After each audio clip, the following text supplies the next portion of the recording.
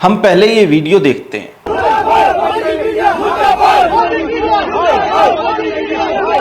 जी हाँ, ये नारे कश्मीर में वहां के स्थानीय लोगों द्वारा लगाए जा रहे हैं। क्यों? क्योंकि तथ्य रिपोर्ट किए जा रहे हैं। आपके मन में सवाल उठेगा कि तथ्य रिपोर्ट किया जाना चाहिए, आखिर तथ्यों की रिपोर्टिंग से समस्या क्या है? तो उसका जवाब यह है कि तथ्यों की रिपोर्टिंग से ही समस्या है, और ये समस्या आतंकी हमले के बाद से बहुत से लोगों को है। दरअसल सोशल मीडिया के दौर में कश्मीरियत का जो शामियाना खड़ा किया गया था वह लगभग ढह गया है। समय समय पर आतंकी घटनाओं पर कश्मीर के स्थानीय लोगों की प्रतिक्रिया से लेकर भारतीय सेना के प्रति उनका व्यवहार और आतंकियों को लेकर लोकल सपोर्ट जैसे जैसे एक्सपोज होता गया, अब अंत में तथ्यों को नकारना ही एकमात्र रास्ता रह गया है। मजे की बात यह है कि तथ्यों की रिपोर्टिंग से समस्या केवल स्थानीय कश्मीरियों को नहीं है। दरअसल यह समस्या कश्मीर से लेकर दूर भारत के अन्य शहरों में बैठे तमाम और लोगों को है, जिनमें विपक्ष के नेता प्रमुख हैं। ये वही नेता हैं जो मजहबी आतंकवाद के हर पहलू को वर्षों से ढांकते आए हैं, और शायद ही इस बात से असहमत हुआ जा सकता है कि व्यवहारिक तौर पर ये नेता वर्षों से आतंकवादियों के फर्स्ट लाइन ऑफ डिफेंस साबित हुए हैं। हमारी बात का विश्वास न हो तो आप पश्चिम बंगाल की मुख्यमंत्री ममता बनर्जी का ये ट्वीट देखिए। जी हाँ, ममता बनर्जी पहलगांव में हुए इस्लामिक आतंकी हमले को वायलेंस बता रही हैं। क्यों? क्योंकि वे स्थानीय कश्मीरियों की तरह तथ्यों को सीधे तौर पर नकार देने की पोजीशन में नहीं है। वे मीडिया को रिपोर्टिंग से रोक देने की पोजीशन में भी नहीं है। वे कश्मीरियों की तरह मीडिया कर्मियों के खिलाफ नारे लगाकर उन्हें खदेड़ देने की पोजीशन में भी नहीं है। यही कारण है कि वे इस्लामिक आतंकी घटना से संबंधित तथ्यों को ढकने के लिए भाषा और शब्दों का सहारा लेते हुए दिखाई दे रही हैं। अच्छा, वह महाराष्ट्र से सांसद और वरिष्ठ विपक्षी नेता शरद पवार की बेटी सुप्रिया सुले का यह ट्वीट देखिए। जी, ममता बनर्जी की तरह ही इस्लामिक आतंकवाद को ढकने के लिए सुप्रिया सुले भी शब्दों से खेलती हुई दिखाई देती हैं। वे 2 दर्जन से अधिक हिंदुओं की आतंकियों द्वारा की गई हत्या को फायरिंग इंसिडेंट बता रही हैं। पढ़कर किसी को लगेगा जैसे किसी गुंडे ने हवा में फायर कर दिया और गोली अपनी बालकनी में खड़े किसी व्यक्ति को लग गई। आतंकी हमले को डाइल्यूट करने का यह गुण सुप्रिया सुले को उनके पिता से मिला है। आपको याद दिला दें कि 1993 के भीषण मुंबई बम ब्लास्ट के समय बम तो केवल 12 हिंदू बहुल स्थानों पर फोड़े थे, लेकिन सुप्रिया के पिता शरद पवार ने एक 13वां ब्लास्ट खुद इवेंट कर लिया और यह ऐलान कर दिया कि एक मुस्लिम बहुल इलाके में भी ब्लास्ट हुआ था, और इसके पीछे उन्होंने तर्क क्या दिया वो आप खुद देखिए। So I straight went to the television and I misled people, deliberately misled people. Instead of 11 bomb explosion, I told 12. I see. And one of the place which I mentioned was Masjid Bandar. It is dominated by minorities. I see. So I tried to send a message. It's not only in Hindu area, it is in Muslim area also. And I also said that I have seen, because I immediately visited the Air India's building.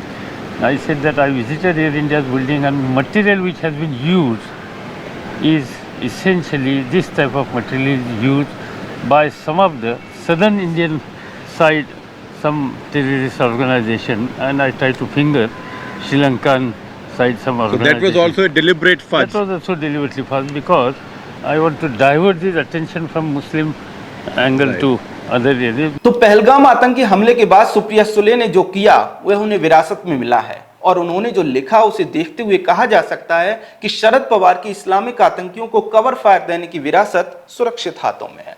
Supriya Sule ने जो लिखा उसने BBC के propaganda की याद दिला दी। आपको बता दें कि बीबीसी 1990 के दशक में कश्मीरी हिंदुओं के खिलाफ हुई हिंसा के समय से कश्मीरी आतंकियों को गनमैन कहता रहा है। यही काम आज न्यूयॉर्क टाइम्स करता है, और वैसे भी आजकल तो बीबीसी अपनी ग्लोबल पॉलिसी के तहत टेररिस्ट शब्द का प्रयोग ही नहीं करता। अब हम आपको दिखाते हैं सोनिया गांधी के दामाद, जिन्हें एक समय राष्ट्रीय दामाद कहा जाता था, अर्थात रॉबर्ट वाड्रा का बयान।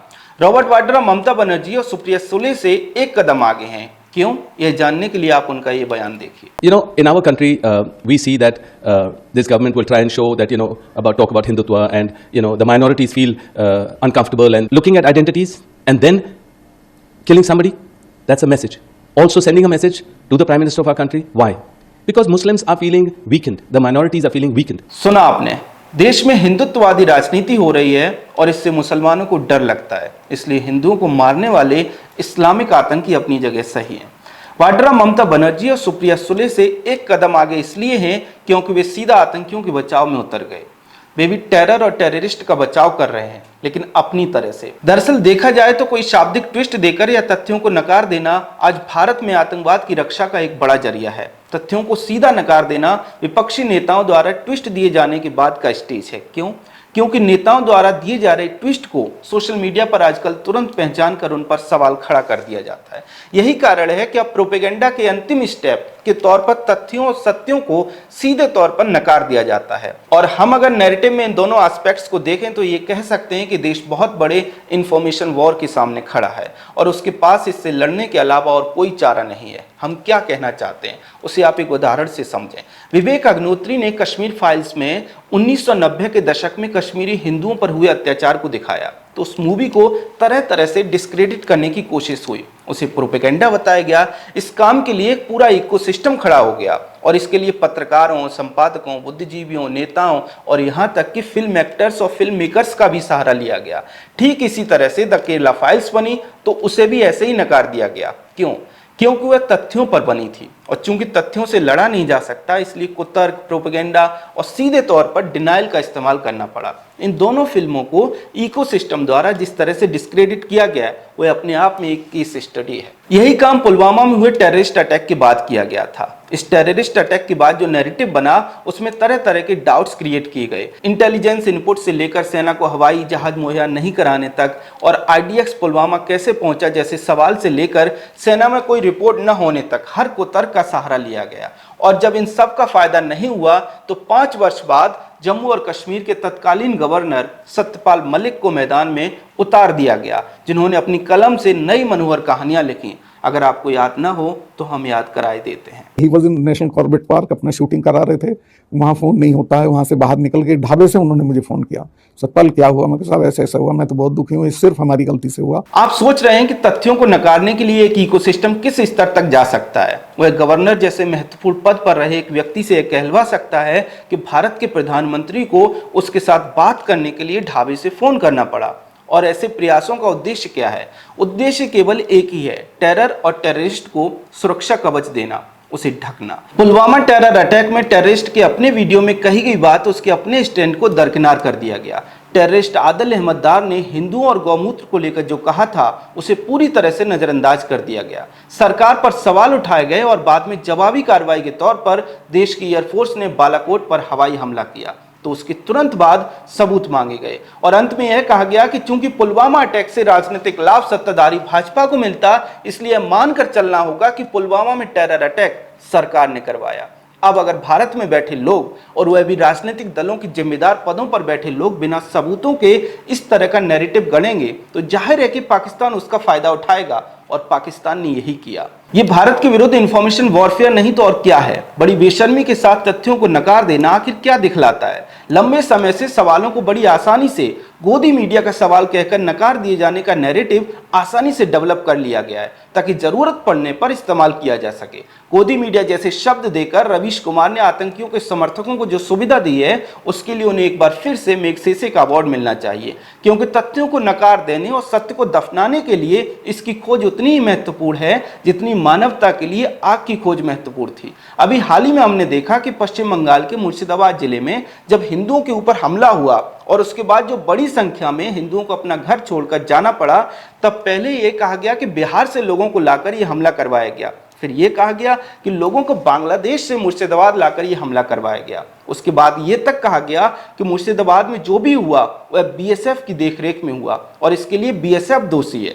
मुख्यमंत्री ममता बनर्जी ने यहां तक कह दिया कि यह हमला मुर्शिदाबाद में नहीं बल्कि मालदा में हुआ और इसलिए हुआ क्योंकि वहां कांग्रेस का सांसद है। मतलब इतने झूठ बोले गए कि उनके बीच तथ्यों पर ही सवाल उठने लगे, इतने डाउट क्रिएट किए गए कि तथ्यों को ही झुटला दिया गया। ये है देश के विरुद्ध इस इंफॉर्मेशन वॉर को लेकर गंभीरता, और ये इंफॉर्मेशन वॉर आतंकवाद का ही एक रूप है। अब पहलगाम टेरर अटैक को ही ले लीजिए, 2 दर्जन से अधिक हिंदुओं को केवल इसलिए मार दिया गया क्योंकि वे हिंदू थे। मारने से पहले तरह तरह से उनके हिंदू होने की शिनाख्त की गई, उनसे कलमा पढ़वाकर उनका टेस्ट लिया गया यह जानने के लिए कि कहीं ये मुसलमान तो नहीं है। यहां तक कि लोगों के पैंट तक उतरवाकर उनकी शिनाख्त की गई। अब ये सारे तथ्यों को केवल एक बात के नीचे दबाने की कोशिश की जा रही है और वो ये है कि एक मुसलमान भी तो मरा है, इसलिए इसे हिंदुओं पर हमला नहीं कहा जा सकता। यह साबित करने के लिए एक बड़ा इकोसिस्टम खड़ा हो गया है जो तरह तरह की बातें करके भ्रम और डाउट का ऐसा स्मोक स्क्रीन बना रहा है जिससे तथ्य दिखाई ना दे। ऐसा करने वाला ये इकोसिस्टम यह मानने के लिए तैयार ही नहीं है कि जो एक स्थानीय मुसलमान मरा आतंकियों के लिए वो कोलेटरल डैमेज था और जो 2 दर्जन से अधिक हिंदू मरे वो आतंकियों की सफलता थी। सोशल मीडिया पर यह तक साबित करने की कोशिश की जा रही है कि जो मरे हैं उनमें से तमाम आईबी के लोग हैं जो पहलगाम रेकी करने गए थे ताकि वहां लोगों को बसाकर इलाके की डेमोग्राफी बदली जा सके। और ये इंफॉर्मेशन वॉरफेयर केवल जम्मू और कश्मीर तक सीमित नहीं है, यह कश्मीर से लेकर लखनऊ और पटना से लेकर कोलकाता तक है। पहलगांव में जो हमला हुआ और उसका जो परिणाम हुआ उसके लिए कहा जा रहा है कि ये तो गोदी मीडिया की रिपोर्ट है। आप देख रहे हैं कि कुछ भी साबित करने का प्रयास किस स्तर का है। जो लोग मरे उनके परिवार वाले जो वहां खुद उपस्थित थे वे जो भी कह रहे हैं उसे पूरी तरह से नजरअंदाज कर दिया जा रहा है। हालत यह है कि एक आम मुसलमान फिर वो चाहे किसी भी शहर का है वह बड़े आराम से कैमरे के सामने कहते हुए बरामद होता है कि ऐसा कुछ नहीं हुआ, ये सब गोदी मीडिया का बनाया हुआ है। दशकों से वोटिंग तक करने के लिए अपने रहनुमाओं के आदेश का पालन करने वाले, हर शुक्रवार को मस्जिद जाए इमामों और मौलवियों से ऑर्डर लेने वाले आम भारतीय मुसलमान का इस्तेमाल देश के खिलाफ चल रहे इस इंफॉर्मेशन वॉरफेयर के लिए बड़ी आसानी से कर लिया जा रहा है। क्यों?